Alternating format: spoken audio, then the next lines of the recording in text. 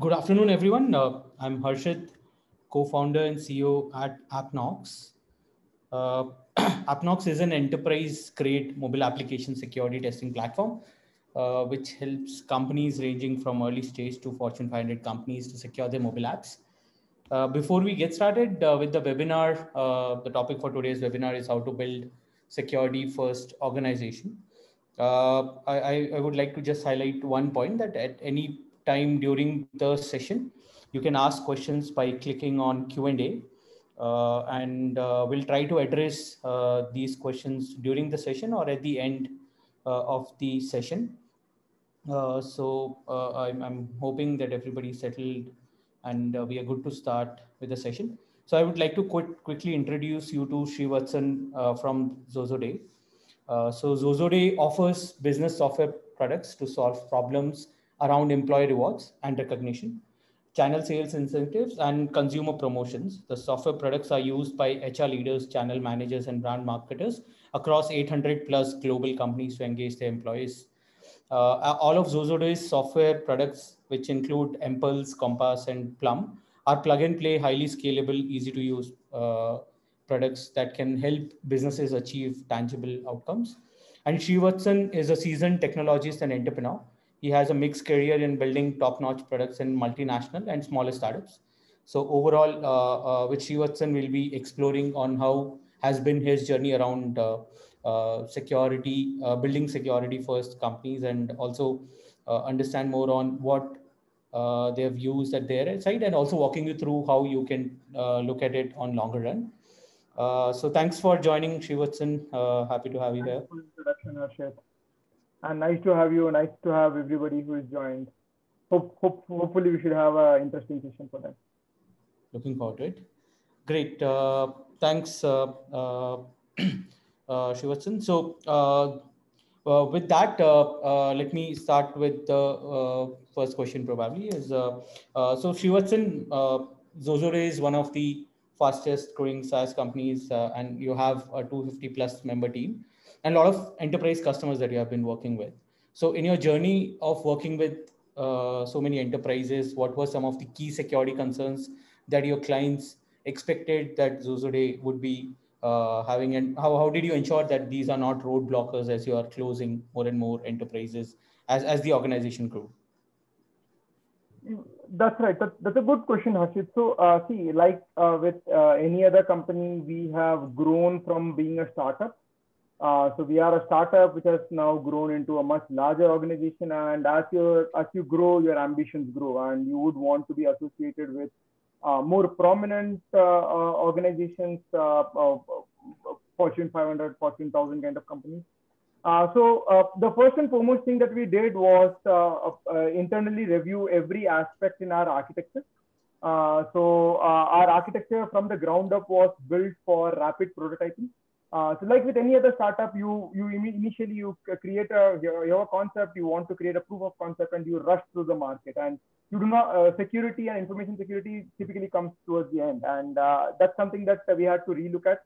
And fortunate for us, we were not really that deep into the life cycle of some of the products. Some of the products were still very early in the life cycle, so we could implement things like encryption, key rotation, your RBAC, role-based access controls, your typical OWASP top 10 filters, which were very crucial. Some of the other things that we also did to go a little beyond was we started doing a very automated code review.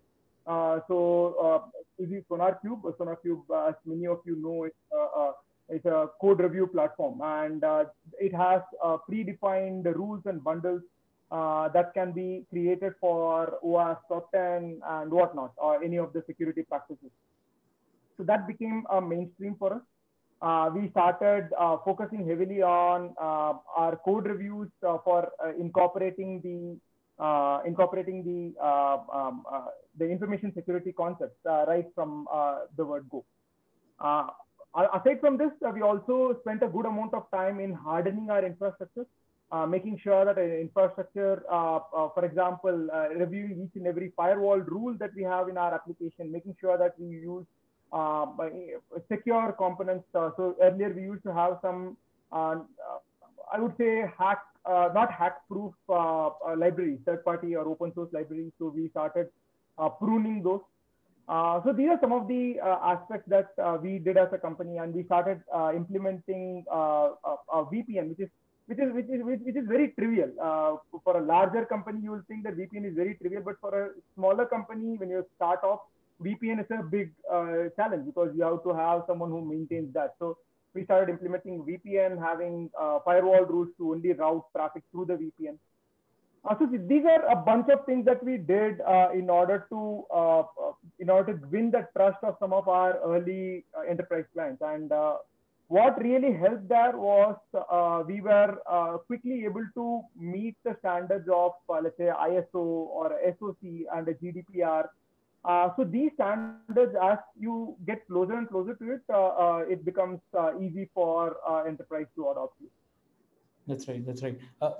So I think we at Appnox had one of the instances where when we were like just moving from closing SMBs to enterprise, and the first enterprise that we closed had asked us a lot of these difficult security questions. I remember that. That was roughly around 2018-ish. And like to clarify, not only clarify, we had to change some of the things. For example, they wanted us to log out from the system after a certain time period. And for that, we had not implemented that from day zero. And it took us a really long time, almost a year, to ensure that we are ticking all the check boxes that they're asked. So definitely, I think from day one, if you think, as you have mentioned, Shrivatsan, that can be really helpful, because as you grow, it becomes really difficult to go back and rework on it and ensure that you have taken care of all of those things. Yeah, over period, now we are also ISO 27001 certified, and that ensures a lot of security parameters that most of the enterprises look for. So along with it, I'm sure that in last 8 to 9 years of journey of Zozoday specifically, and in your stint of working with enterprises and smaller companies, so you would know how security processes differ when it comes to startups or an enterprise, and how does it really evolve over period. So can you probably help us understand how you are managing it at Zozoday when you grew from smaller company to becoming like a decent sized startup? So how was that journey like? How you ensured some of the security first principles?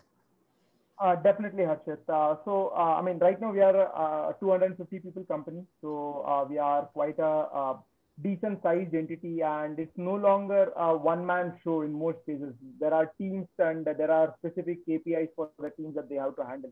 One of the things that we had to do was bring InfoSec as part of the HR processes. That means that you train people on InfoSec on the day of induction. This is not only specific to a tech team. For example, a dev team, it is understandable, but people generally overlook at the what do you call the importance of training people like customer success, finance, etc. on InfoSec. And if you had seen the recent attacks on companies, most of these attacks have not come through the tech teams, because tech teams are generally much more circumspect of what's coming, a phishing attack, for example. Whereas this happens more and more on the non-tech departments, and that's where we took a keen interest on making sure that everybody, when they are inducted, you have some basic material, a few slides, maybe a half an hour presentation where the security policies and information security policies are covered. I think from the dev team side, what we did is we went a little deeper. We started explaining people the fundamentals of how a hack attempt happens. A basic thing like, for example, how do you prevent a DDoS?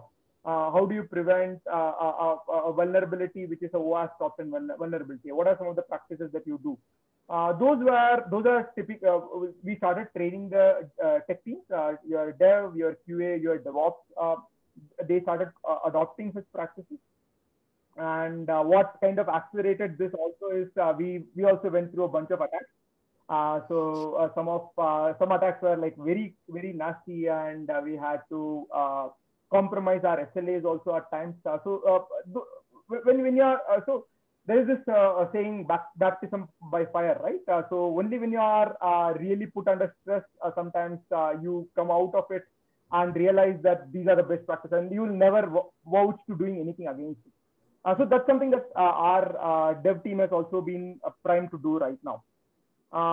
Another thing that we definitely did was VAPT, vulnerability assessment and penetration test. That became our regular practice for us. So we have a process of quarterly VAPT. AppNorth is one of the vendors. We have also worked with some other vendors earlier. VAPT is a practice that we do quarterly, and we don't limit ourselves to only the application level VAPT. We try to cover web application, the mobile apps, and also the server infrastructure, the networking level VAPT also. That really helps because a lot of times hack attempt or vulnerability starts from inside. You have a disgruntled employee, a greedy employee or an employee who just wants to play around with systems, and he exposes a vulnerability that kind of creates a ripple effect. So that's where infrastructure and making sure that you have segregation of duties is very important. Regular audits. So as I told you, nothing comes by implementing it once. A lot of practice and discipline is needed. So regular audits and reviews of security practices we did. And the last thing, which is like a double-edged sword, but for us right now it is paying results, is a bug bounty program. So bug bounty program was started probably around 6 months, 8 months ago, and it coincided with probably some of our worst attacks. What happens is when you list yourself for a bug bounty, you are actually attracting some of the best security researchers in the world to now focus on you. And especially India being a very tech savvy country, you have your kids from colleges and schools who are fantastic with InfoSec, and they kind of penetrate your system. So that was a real eye opener for us. Whatever, I mean, even beyond what we had caught through our earlier points, through our code reviews, through our VAPTs, etc. We got some very what they call deep flaws in the systems, and we were able to fix it. I think these are some of the practices that we did, and I think we are hopefully at a much better place than where we were maybe 6 months back when all these things started. I completely agree. I think one of the best point I really liked was the bug bounty program. In India specifically, or in SaaS specifically, I've not seen many companies having a bug bounty program, but definitely the benefit is that there will be hundreds of hackers trying to find issues versus a single or two people working in a VAPT, or if you work with them. Both have their individual pros and cons, but that is very interesting. And then, as you mentioned, probably some of the low-hanging fruits will not be from tech side. We had one of very similar incident where one of our account receivable guy who used to interact with our customers, and his calendar was quite open where anyone could access it and get access to what all meetings they had. And in that, our customer's email ID was there, because he used to get on call with them. And we realized that when someone detected that, and we fixed it immediately. But so there is a possibility that even someone who is not linked to customers so often, or critical data of customers can lead to some possible security hack. And that's where the training of InfoSec training as part of initial induction is very important. That is really good. So with that, I would also like to understand on, like, as you mentioned that you had some of the very large hack attacks where you were interacting with a lot of these bug bounty hunters and all. So how was that entire interaction? How did you really manage it? Because that is one of the critical part, which I think every company, as you grow, you will see the frequency of it increasing as you will have more and more presence across the globe. So if you can walk us through how did you take it? I'll happily. I mean, I think this was a very good experience that we had in the last 6 to 8 months since the bug bounty program started. I think I would probably summarize it as 2-3 points that were broadly happening. So there were mass DDoS attempts. What happens typically in a DDoS attempt is you have a farm of IPs, and we have predicting that we would be able to will be able to do some rate limiter. We had some rate limiters built into the applications that we had, and we also had a firewall which could do some basic rate limiting, etc. But what happened? The hacker, whoever was trying to do a DDoS attempt, they had a massive farm of pool of IPs, the request source IPs, which means that our rate limiter was completely baffled by it, and the scale was very wide. So we tried a bunch of things. We tried to look at some user agent patterns and see if we can block those. We did a lot of mining from our logs and see if we could ban based on certain request metadata. Eventually, we had to fall back on one of the popular WAFs, so web application firewalls. So we tried AWS Shield initially.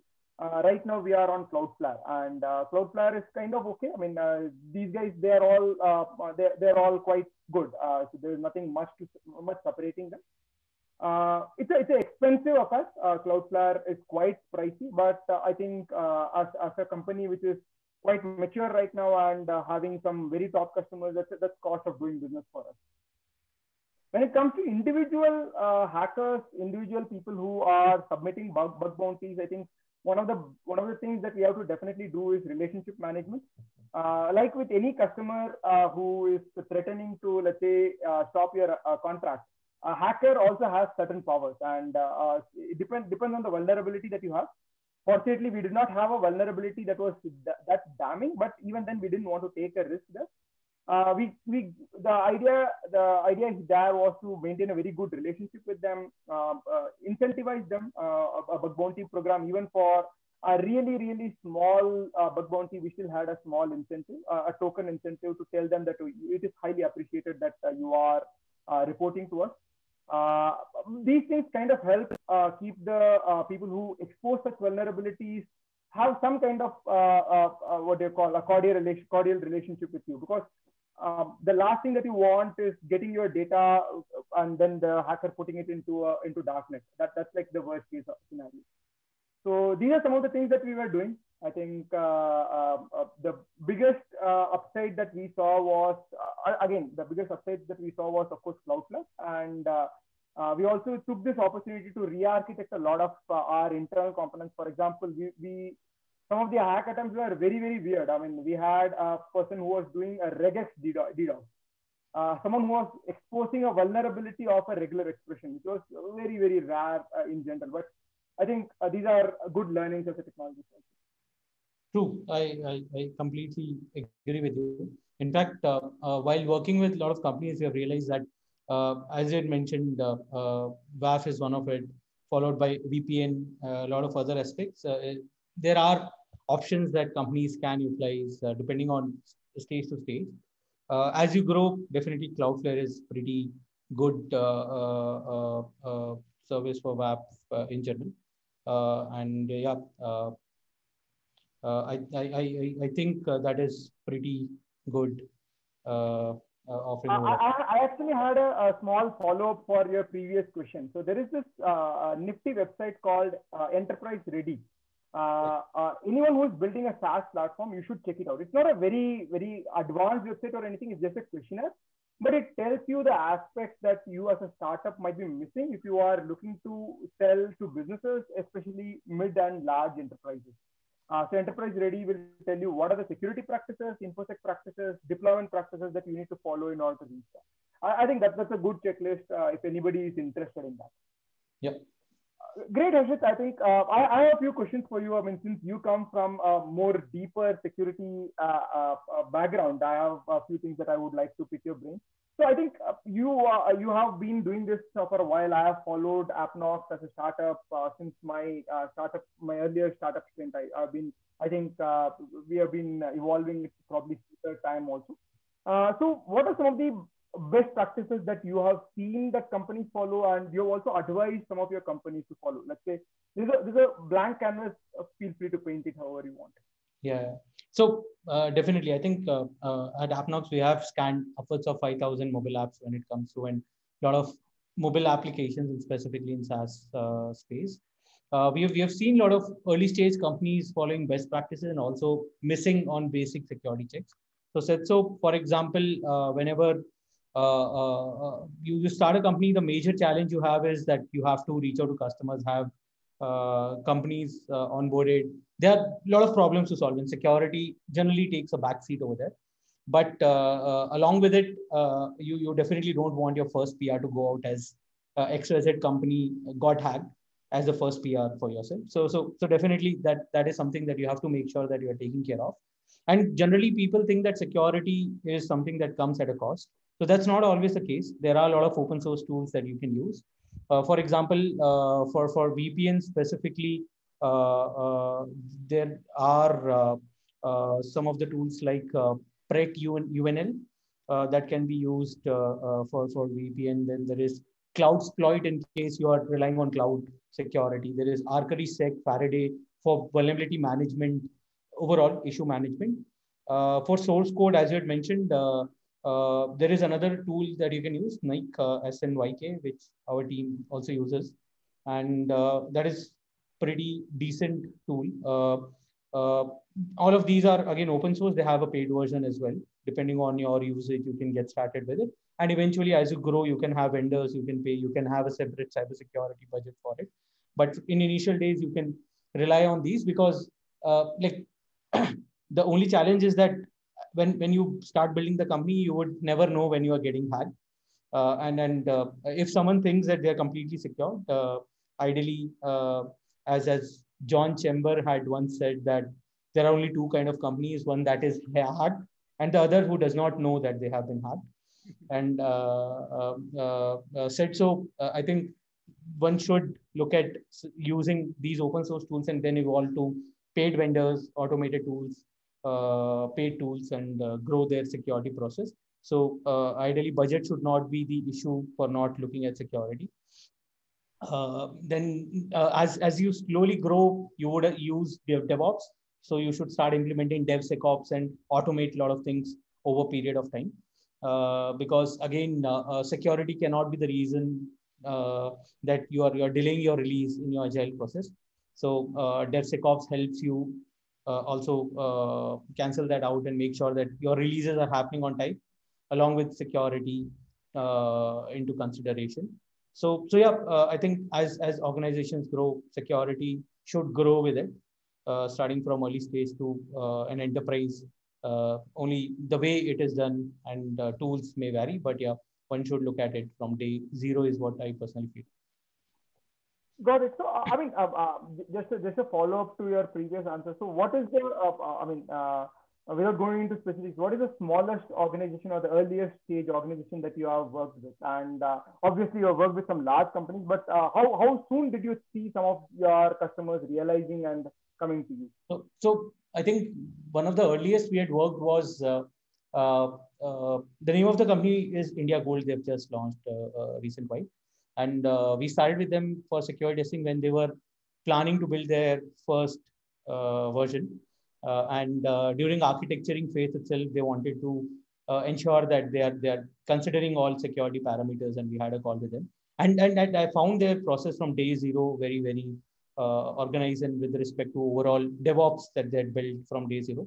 I think from ideation stage itself is where security should get implemented. We saw it happening in that company. That helps over a longer period because you have very critical information. In their case, they are storing, it's a digital platform to buy gold. So they're storing your critical gold asset over mobile app. So it's a lot of money that they're talking about, and any hack can lead to loss of direct financial loss for them.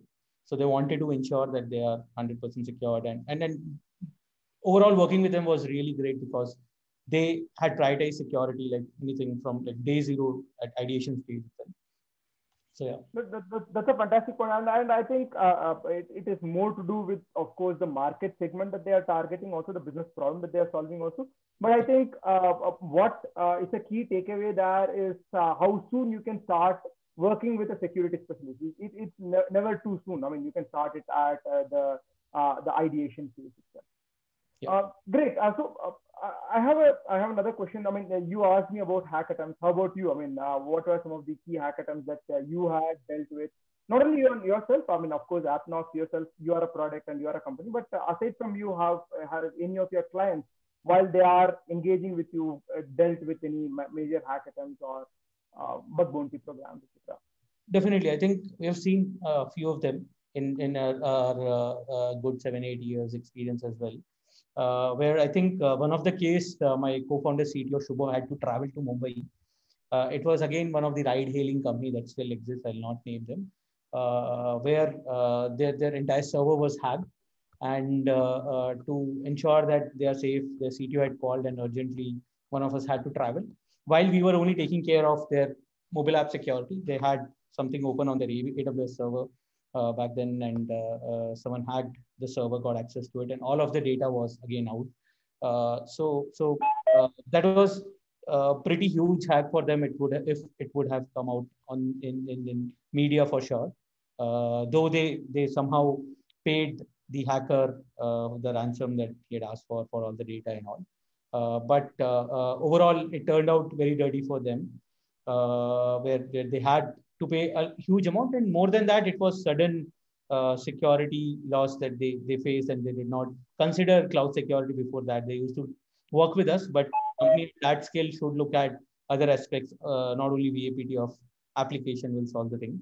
So that was a good realization for them. In some of the cases, we even had to interact with hackers and understand from them, because a lot of these bug bounty emails that we get are not very critical issues. We have seen that a lot of these are very like probably only information level issue, which cannot cause any harm.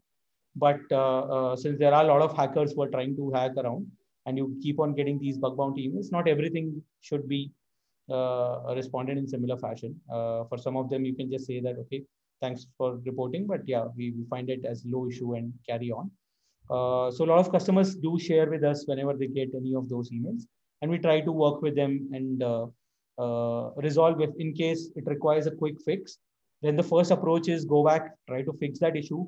After fixing, try to bring it back to the normal stage where it was before the hack, and then inform your customers, whoever have been affected, because that is wise thing to do. It will come out, if not today, tomorrow. But if you inform them, they'll be aware of it. They can change their password, take action, followed by try to close it with the hacker on whatever terms it is. Try not to let it go to media and all, because bad PR will take a lot of bandwidth for you to cover and ensure that you don't lose any customer, because all of it leads to direct decline of active customers. So yeah, these all things are very important. So we generally use similar practice for anywhere when we face it. Uh, the next approach which we recommend them is, and as I think Srivatsan you had mentioned, in some of the cases, insider threat was also very major issue, where some of the internal developer would have stolen something or misused something due to probably he's leaving and wanted to misuse. So over there, RBAC and all of it helps, where you only give them access to what they should have and have a log of what they are accessing. And whenever any like access happens where they should not be visiting or downloading that amount of data, there should be alert system also mechanism in place. So all of these can help you ensure that you are taking care of security as you grow. Got it. I think it's very interesting because you end up in most of the cases you end up fighting fire when it's actually there. I mean, prevention is something that is it requires a lot of far-sightedness to have a proper preventive measure. Yeah. Now, when you are actually going through such an hack attempt, how do you maintain your nerve? I mean, how do you kind of keep your calm and, of course, keep your client also calm? What are some of the things that you generally tell your clients when they are going through a hack attempt? So I think the first thing we generally try to do at our end or for our customers is that not inform client right away, because you need to first diagnose and understand if it is really a hack. Has it happened? What has happened? What internally has led to it? Followed by then you have to try and fix those at your end, and then create an incident report, and then inform your clients of whatever has happened and what you have put in place to ensure that it does not happen in future. Because your client will immediately ask you that, okay, if this has happened, then this can be repeated again. And you have to go with strong explanation on that side. But when the hack is happening, the first thing that you should do is try to stop the system in some of the places. You can say you have seen a lot of engines when they know that there's a live hack that is happening. They try to put down the engine, say that okay, we are under sudden maintenance, and show that message, and try to roll back everything, try to come back to normal, fix whatever the flaw was, and then try to do the firefighting with customers and all, because that should not be taken at the time when you are dealing with all of these things, because it will increase your pressure, and definitely the loss of revenue is always there at the back of mind when the hack is happening in life. So yeah. Got it. And that's a very fair point. It's better to stop all traffic than to deal with partially failing traffic and hack attempt at the same time. It's better to have a maintenance page. Great. So I have another question, a follow-up question for you. So you've advised a lot of companies on InfoSec. You've done a lot of VAPT. So what are some of the broad process differences or principal differences that you see between enterprises, SMBs, and startups? How do you think these are evolved, and what are some of the things that you can highlight? Yeah. So when it comes to early stage companies, I personally feel that security first principles are even more critical, because from day zero is when you start having proper control on who should have access to what, ensuring that you have, again, secured architecture, as I mentioned initially, that we had missed that in one of the in basic things like logging out after certain minutes was not something we had looked after. It took us almost 3 to 4 months only to build that, and a year to take care of all security measures that enterprises generally look for. So these are something that should be there on day zero when you are building the company, and that does not require too much of budget. Also, it can be done with open source tools only at initial phase. And as you grow, it can be like few $1,000s are also good enough for your security budget, where you work with limited vendors for VAPT source code that you were mentioning. These are two basic things you start with, followed by things will keep on adding cloud security assessment, followed by SOC 2 analysis, SOC 2 and ISO compliances. And as you grow, it will keep on increasing. So from few $1,000s to if a company is 100 to 300 members, then you would need at least $10,000 to $15,000 security budget. As you grow to like a bigger enterprises, you would have security budgets in millions of dollars. For example, JP Morgan has roughly around $250 million only security budget that they allocate to it. So that is one of the difference when it comes to investment. Apart from that, someone driving security, as you grow, if you grow upwards of 50 members, then you would need someone ensuring security in the company internal, probably a security person or someone who can build processes for security. As you grow upwards of 200 to 250 members, you need to have a CISO to ensure that each of business teams have security in place, because as you mentioned, as I also mentioned, we had one of the incident at our place in account receivable team, which no one can think of that, okay, this can lead to loss of customer information to any third party, to outside people. So similar cases can happen at any of the bits, especially I think sales team and other places where they are interacting with a lot of people outside, and sometimes they open their calendar, they integrate with a lot of tools that can lead to one or the other place you losing a lot of information. So yeah, this is something that grows accordingly. And for enterprises specifically, they have CISOs followed by a lot of business security heads in their business units that they have. And followed by in those business units, each team will have their own security person, security processes in place. And as I just mentioned, compliances and all also grow as you come into picture. For companies that are focusing globally, there will be regional compliances also. For example, GDPR is for Europe. Similarly, other companies are coming up with their own privacy compliances. And regulatory compliances depending on what vertical you are selling into. If you are e-commerce, then PCI DSS comes into picture. Healthcare has got HIPAA compliance. Accordingly, if you get into any specific highly regulated industry, you need to have compliances around it.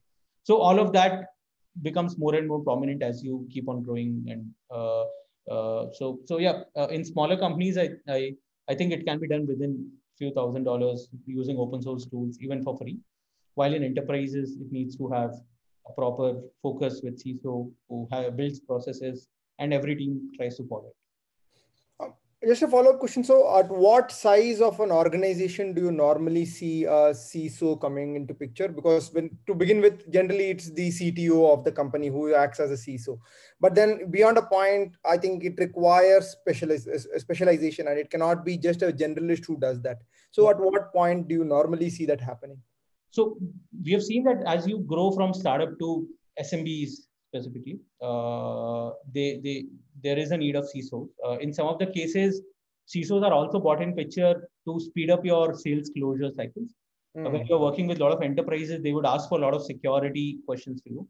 And that's where to always speed up the entire closure cycle, you would need someone who is a seasoned security professional to come on board and try to close all of those pointers with enterprise, and especially in deals where you are doing multi-million-dollar deals, because security is a big concern for those companies.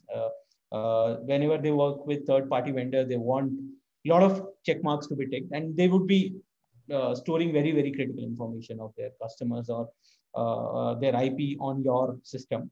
So that would require them to ensure that you are at par with on security when it comes to this, and that will call for calling a CISO on board to speed up the entire cycle. Otherwise, for example, in India, we have seen that Freshdesk had hired a CISO, and the reason they had hired a CISO was to speed up the entire sales cycle. In fact, the CISO's main KPI is to decrease the time of RFP closure from 6 to 9 months to roughly 3 months, ideally. So yeah, that's one of the things that we have seen in a lot of companies that are growing from SMB to enterprise or startups to SMBs, where CISOs come into picture. The other thing that you can look at is upwards of 500 team members. Ideally, if you grow, you would have a lot of regional teams or internal teams, so there'll be a lot of silos. So if CISO comes in place, he will help you set a process, not something that is forced from top to bottom, but understanding each of the team's requirement. For example, field sales security requirement will be totally different from digital sales team, because field sales will be doing a lot of things in physical format with a lot of notes and all, while digital team will have everything recorded over whatever CRM they are using. So with that difference, the security process has to change from team to team. And that is something if a senior guy from security comes into picture and builds it, will be more robust as a process. Got it. I think that was a very good input. I think the sweet spot of 500, I think that's a very useful input for a lot of companies. Great, Harshit. So I believe that you have some best practices that you wanted to share with the panel here, with the audience. Yeah. So let me quickly share. I'll try to rush through. We have limited time, but said so. I think a lot of it is something that we have discussed as well. So one is why security is important more than ever. So I think one of the major reason is that 80% of the companies still lack effective implementation of security programs.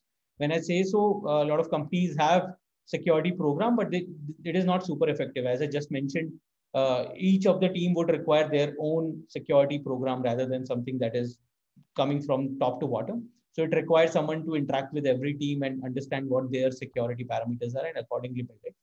When it comes to enterprises specifically, what we had found from IBM cost of data breach survey was that any security breach costs an enterprise more than $4.24 million. Any small data breach as well, because there is a lot of reputational and other damages that they can have. So companies generally prefer to have good security processes in place. Enterprises specifically. Then in last 2 to 4 years, we have seen that the technology has changed fast, and COVID has increased that exponentially. So the attacks, the rate of attacks has increased exponentially, and that has affected very big companies like Facebook, Equifax, and a lot of other enterprises, as we can see. So these are basically in last 2 to 3 years, the hacks that we have seen and what amount of data they have lost.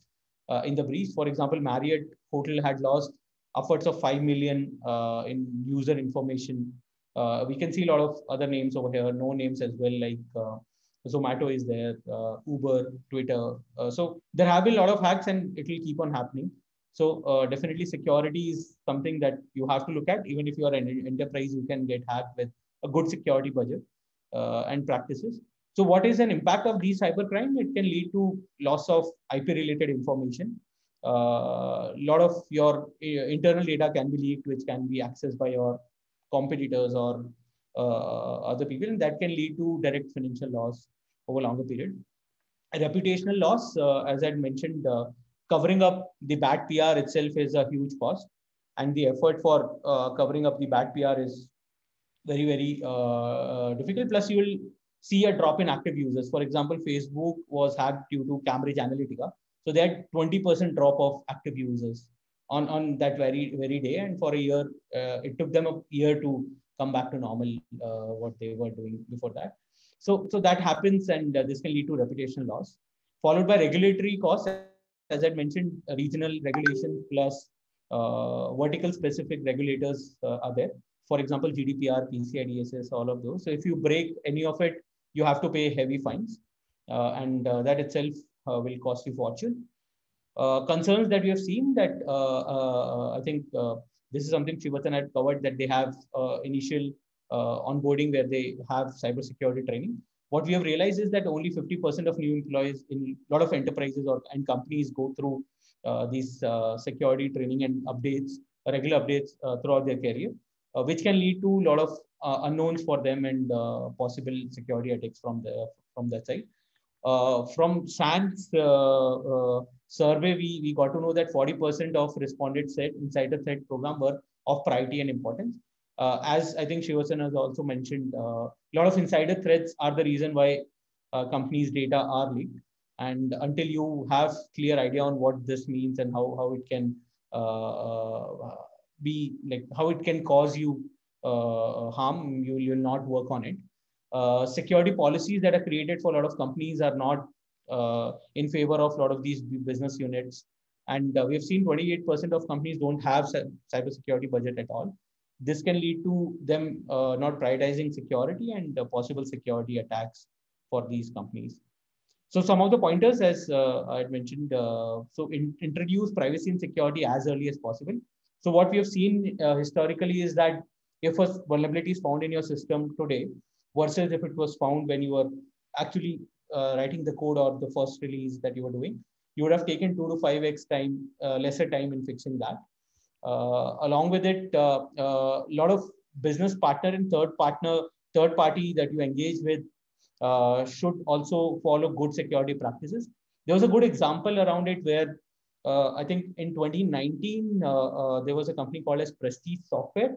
It's a Spanish software developer that had left over 10 million customer data of large booking websites like Expedia and Hotels.com right over there. So they had exposed their AWS S3 bucket that led to all of the data of Expedia and Hotels.com being revealed to outside party. And this is a big loss for Expedia and Hotels.com and could be avoided if they had good security practices for third-party vendors where you ask for security reports and all. Even if you use CRM, you should check how often they go and do internal, external VAPT, what all compliances they have in place. If they have good process in place, they would have mentioned for sure in the security policy pages. If they have not, you can ask your vendors to do that, because if they are hacked, it can lead to your data being open to the world.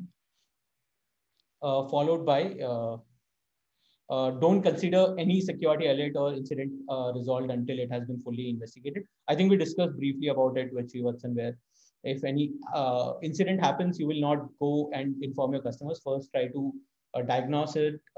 There is ideally a 5-step process that a lot of companies use, where they identify the incident and they try to classify it, like what exactly is this incident falls under, internal data, external data, or what.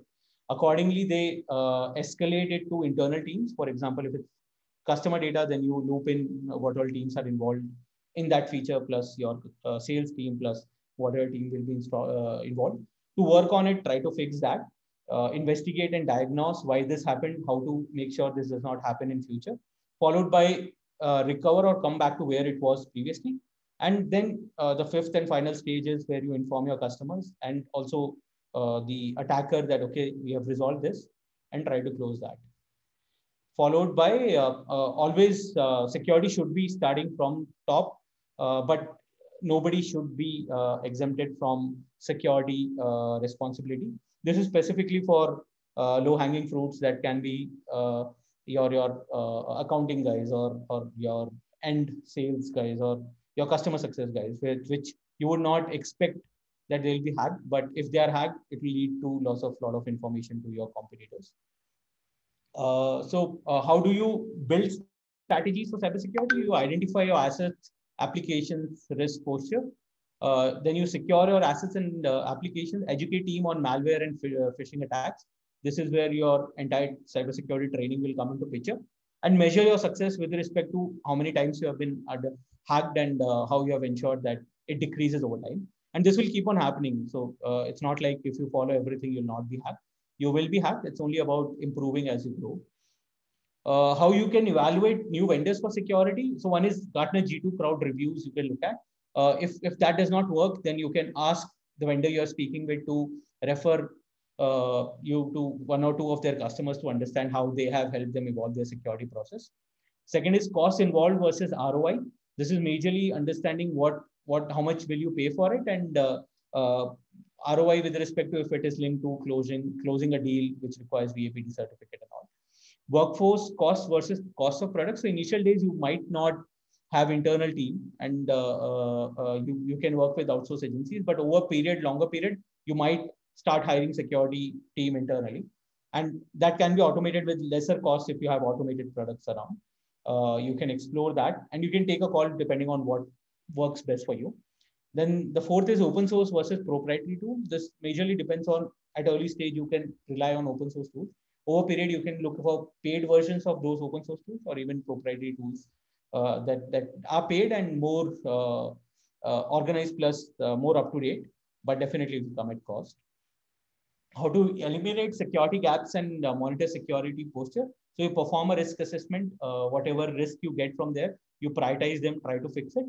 You implement an automated solution to make sure that whenever any of these risks happens, you get to know of it, and then prioritize those fixes using a scorecard, like, okay, this is critical, I should fix it first, followed by medium, low, and then go ahead with it. So yeah, that's how briefly you will do it. I think I had only this much from my side on what all you can do. I'm happy to open it for Q&A if anybody has any questions. We can talk about it.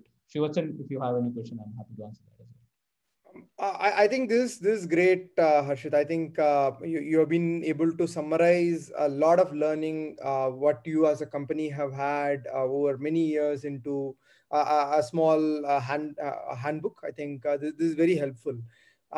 So I had one question. I mean, now finding a security engineer or security researcher for employment is quite difficult. I mean, people coming from application development background itself, finding that itself is quite hard, and getting someone is quite hard. So what are some of the things that you look for when you are hiring engineers for yourself? So in our case, when I talk about specifically security researchers that we hire, some of the key things that we look for are, so there are a lot of security researchers who keep on finding these 0 days, as Srivatsan had mentioned. They also work with a lot of these bug bounty companies from college days itself. And a lot of our current team has come from that expertise where they've won a lot of bounty programs. And this is something that we really cherish. So if anybody has got any bounty already in place, we ask them to openly flaunt in their CV or talk about it with us. And that gives us a pre-validation that he's someone who can dig or think in different direction, because a lot of these bigger companies or 0 days that I talk about, which are in HPs and IBMs of the world, are something which a lot of security team, product, a lot of engineers, security researchers have already gone through and still missed that. And if something is being detected by those people. The second thing that you should look at is they have any masters in cybersecurity specifically. In India specifically now, in recent 5 to 7 years, we have seen a lot of MTech cybersecurity people coming out. And globally, I think they have a lot of MTech courses, master courses in cybersecurity already in place. and these are people who have done masters in cybersecurity, so they have good idea of how it happens and definitely would have hands-on experience also. The third thing that we look for any of the security researcher is how well connected are they with a lot of these communities, like Black Hat in India. There are Nullcon and other communities. So if they're well connected, that means that they are always talking about new things with their peer in cybersecurity, and that's where most of the new learning comes along for these security researchers. Because this cybersecurity community itself is a very close-knit community where a lot of these researchers interact with each other on regular basis. So if they are well connected internally, it validates that these are researchers who have good idea and are up to date with new things happening around and are part of some growing org where they discuss about new things that's been detected. Got it. Very interesting. I think it's a good mix of theoretical knowledge and of course practically proving themselves. I think that you can't beat that. I mean, if someone has practical exposure, even though they don't have an MTech, I think that's a fantastic asset in general. That is for sure. And in fact, we like, for example, my co-founder itself is not an MTech, but he had roughly 15 odd years of experience in mobile app security till now. So that itself validates that, okay, he comes with a good experience on that side. He started with mobile app security roughly around 2010, 11 years, not 15, sorry. But yeah, since then he has been doing cybersecurity for mobile applications, and I think that is more of practical knowledge. Parallelly, definitely theoretical knowledge. You get to know a lot of things in better way, and that puts an extra seal of trust over and above. Definitely. And then not only that, there is another thing. Sorry, I missed that. But there are a lot of these security certifications like CISSP and a lot of other these certifications. We generally look for that in security researchers, and one should look at that. There are few known courses as well, which are very good, and that helps you get another validation that okay, they have basic idea of something. They've done few courses and they've cleared it. So yeah. Got it. Great, Harshit. I think it was wonderful hearing you summarize and speak about your experiences. Any further questions we can take?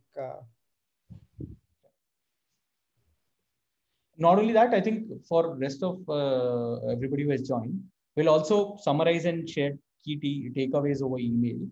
And if you have any question, you can probably raise your hand or type in Q&A. We'll be happy to take it up now, or you can let us know over email as well.